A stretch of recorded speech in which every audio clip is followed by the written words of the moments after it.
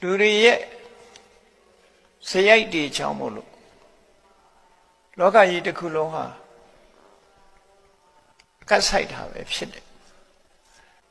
မြတ်စွာဘုရားထောက်ပြတဲ့အကြောင်းအရာနဲ့ပြောမယ်ဆိုရင်လောကမှာဥစီဥဆောင်ပြုလုပ်နေကြတယ်နိုင်ငံတကာမှာကိုယ်နိုင်ငံနဲ့ကိုယ်အသီးသီးခေါင်းဆောင်နေကြတဲ့ခေါင်းဆောင်ပုဂ္ဂိုလ်တွေဆိုအဲ့ဒီဘောခေါင်းဆောင်ပုဂ္ဂိုလ်တွေကတရားဥပဒေနဲ့အညီမကျင့်သုံးမဲနဲ့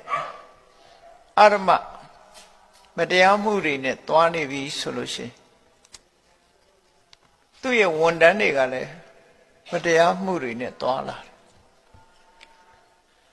ခေါင်းဆောင်ကတရားကင်းမဲ့လာတဲ့အခါကျတော့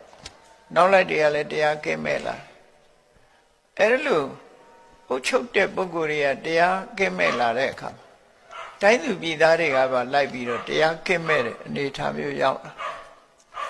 အဲ့လိုတရားကင်းမဲ့သွားတာဟာဒါသဘာဝကြီးတစ်ခုအနေနဲ့ပြောတာမြတ်စွာဘုရားဥပမာပေးဟောတဲ့နေရာမှာရှေ့ဆောင်နွားလား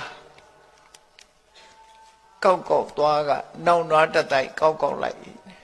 ရှေ့တစ်ဆောင်နွားလားအဖြောင်သွားမှနောက်နွားတက်တိုက်အဖြောင်လိုက်ရှေ့ကသွားတဲ့နောက်လိုက်ကြတာပဲ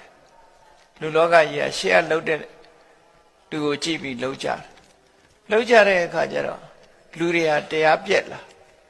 အဲ့ဒီတရားပြက်လာတဲ့တရားပြက်မှုကိုအကြောင်းပြုပြီးတော့မိုးလေဝသတွေကမမှန်မကန်ဖြစ်တယ်တဲ့